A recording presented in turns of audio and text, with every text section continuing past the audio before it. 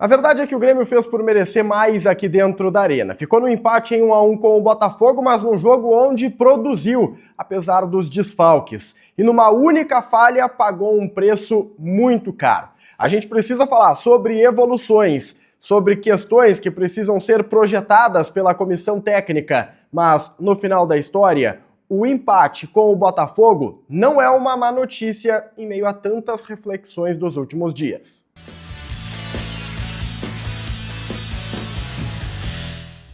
Salve galera, tudo certo com vocês? Chegando aqui no A Dupla para destacarmos o Grêmio. Eu sou o Matheus Dávila e nós vamos juntos para falarmos sobre o empate em 1-1 entre Grêmio e Botafogo aqui na arena. Antes, deixa o like, compartilha o vídeo, te inscreve no canal, ativa as notificações e vem fazer parte do A Dupla. Eu quero falar com vocês sobre aquilo que o Grêmio tem construído. O empate com o Botafogo não foi um mau resultado, se a gente parar para pensar que esse era um jogo atrasado.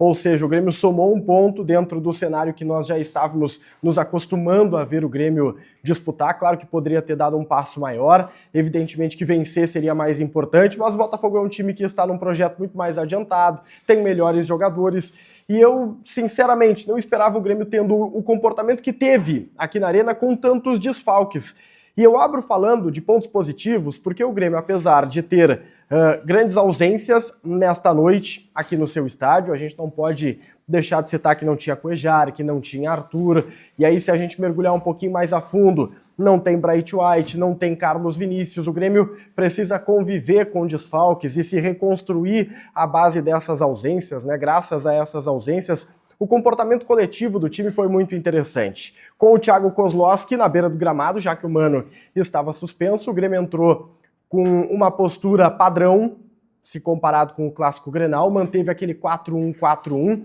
tendo o André como referência lá na frente, um outro tipo de centroavante, não é um pivô, é um jogador de muito mais movimentação, mas dentro deste 4-1-4-1, que durou pouco tempo, é importante que a gente faça essa vírgula aqui, a bola conseguiu circular. O Grêmio teve algum domínio contra o Botafogo em alguns momentos, né? Em outros momentos, quando a bola estava com o Botafogo e ela ficou a maior parte do tempo na primeira etapa, tá? Com o Botafogo, o Grêmio soube cercar os espaços, fechar as linhas, não dar muitas opções de jogadas ao Botafogo, que é um ponto positivo. O Grêmio tem evoluído no sentido defensivo, está se encontrando dentro deste tripé de 3 volantes. O Grêmio conseguiu ter maturidade. Só que esse 4-1-4-1 durou pouco tempo. E talvez aqui valha uma reflexão. O time do Grêmio, ele tem evoluído tecnicamente, graças às contratações, tem William, tem Marcos Rocha, a chegada do Noriega, enfim, é um time que cresceu no comparativo com o anterior em relativo à qualidade técnica, né? Mas também é um time que envelheceu.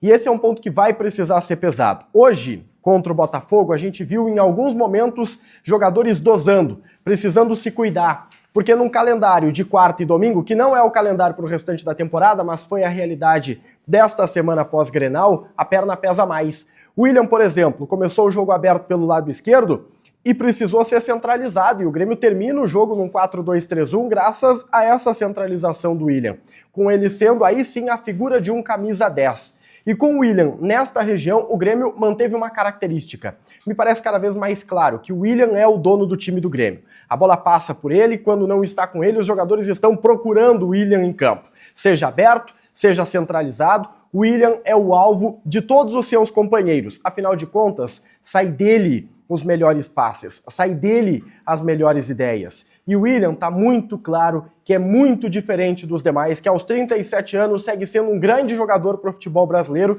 e é um cara que pode e deve fazer muita diferença. É um jogador extremamente criativo.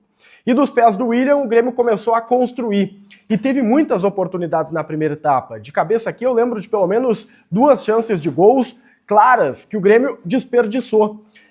Existe o lado negativo. O Grêmio chegou na frente da goleira e perdeu os gols. E essa foi a tônica do jogo, inclusive, tá? No total, foram 4 chances claras que o Grêmio deixou de fazer.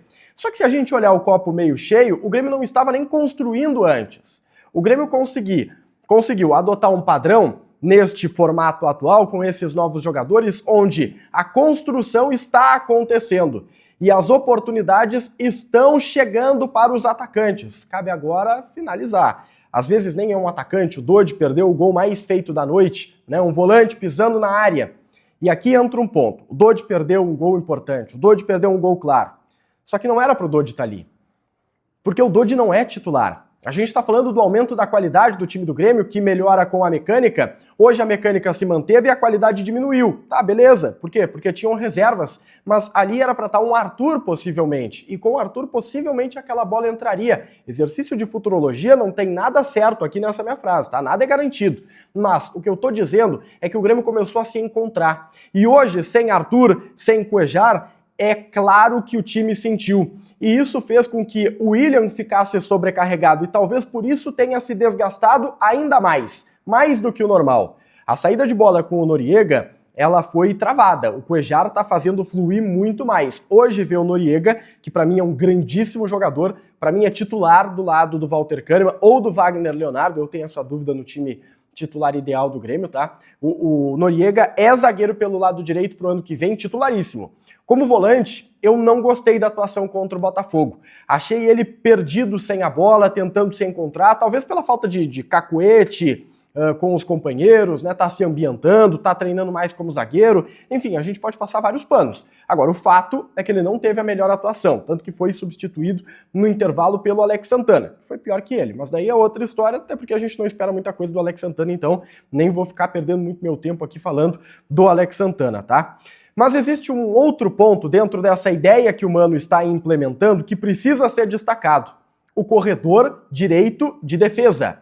O Mano começou o Grenal com o Pavon e a gente ficou, puta merda, o que ele tá pensando com o Pavon, né? E o Pavon foi bem no Grenal. O Grêmio começou agora contra o Botafogo com o Pavon. E muita gente ainda, pô, mas o Alisson fez gol no Grenal, por que não joga o Alisson? A resposta veio hoje. O Pavon é muito mais completo do que o Alisson. O Alisson é mais jogador, é melhor jogador com a bola no pé, no X1, tem um potencial muito maior. Mas o Pavon tá mais preparado. O Pavon, nesse time onde tudo é medido, tudo é pensado e tudo precisa ser muito batalhado, porque está em construção, o Pavon ajuda demais defensivamente. Peca ofensivamente, mas ajuda demais defensivamente. E o Pavon em nenhum momento deixou o Marcos Rocha desguarnecido na primeira etapa. Quando houve a substituição e o Pavon sai do time para a entrada do Alisson, na primeira jogada pelo corredor direito de defesa do Grêmio, a gente já viu o Marcos Rocha numa situação comprometedora, num mano a mano. Na segunda, o Alisson erra na marcação, erra na cobertura e deixa o Cuiabano entrar na área já no segundo tempo para abrir o placar e fazer Botafogo 1-0. O Botafogo ali não era merecedor da vitória. O Grêmio estava bem no jogo. O Thiago Volpi já tinha feito defesas importantes, mas o Grêmio era melhor. A balança pesava para o lado do Grêmio. Mas uma falha individual do Alisson, que não é perito nessa cobertura defensiva, acabou comprometendo aquele bom jogo que o Grêmio fazia.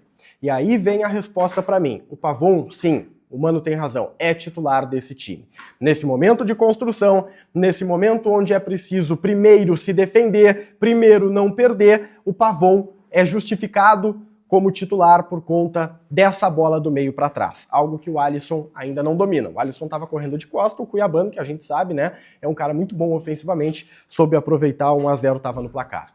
Depois desse 1-0, claro que o ambiente ele vira contra o Grêmio, é natural, a arena fica numa situação de tensão e as coisas meio que se perdem, tá? Aquele padrão que o Grêmio vinha adotando não conseguiu mais repetir e tudo foi muito na base do abafa.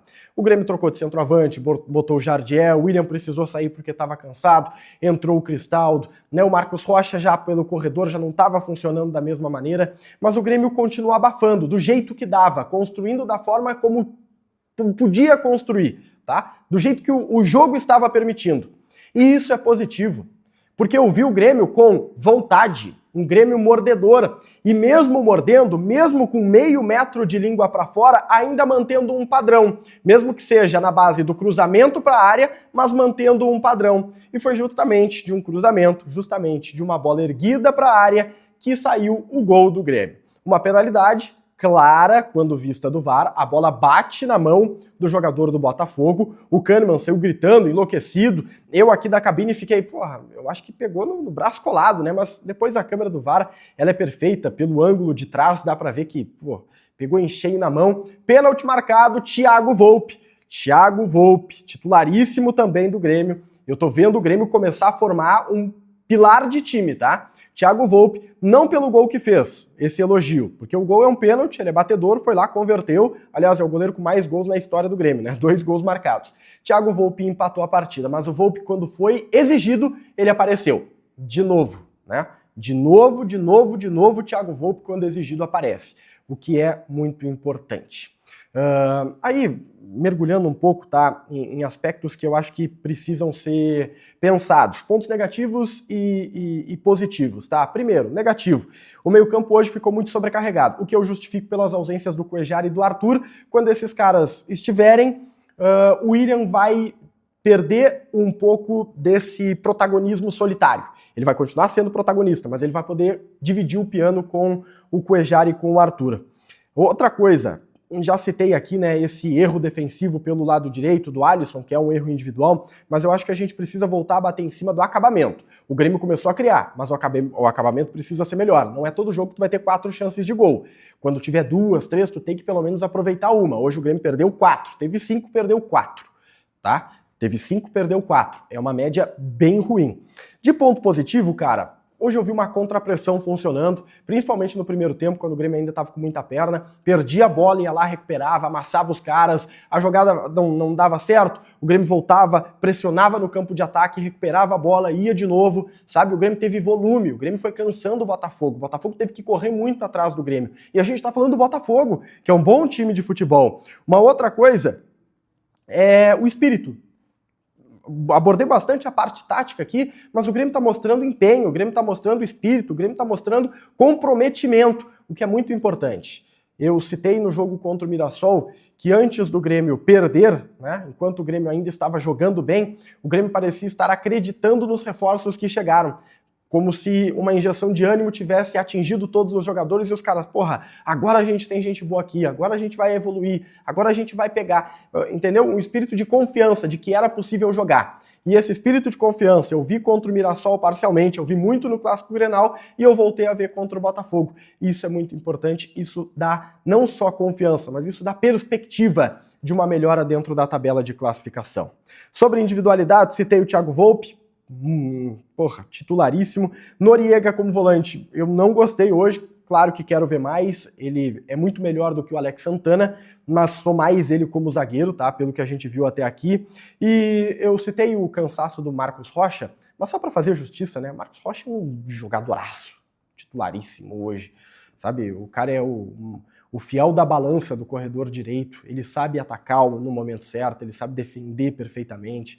Marcos Rocha é muito, mas muito bom jogador. É daqueles, assim como o William, né, que vão envelhecendo e tu vai olhando pro cara e pensando, porra, que pena que tu tá envelhecendo porque tu é muito bom, tu tinha que continuar jogando. Marcos Rocha, titular, bom jogador, uma das grandes notícias também desta noite.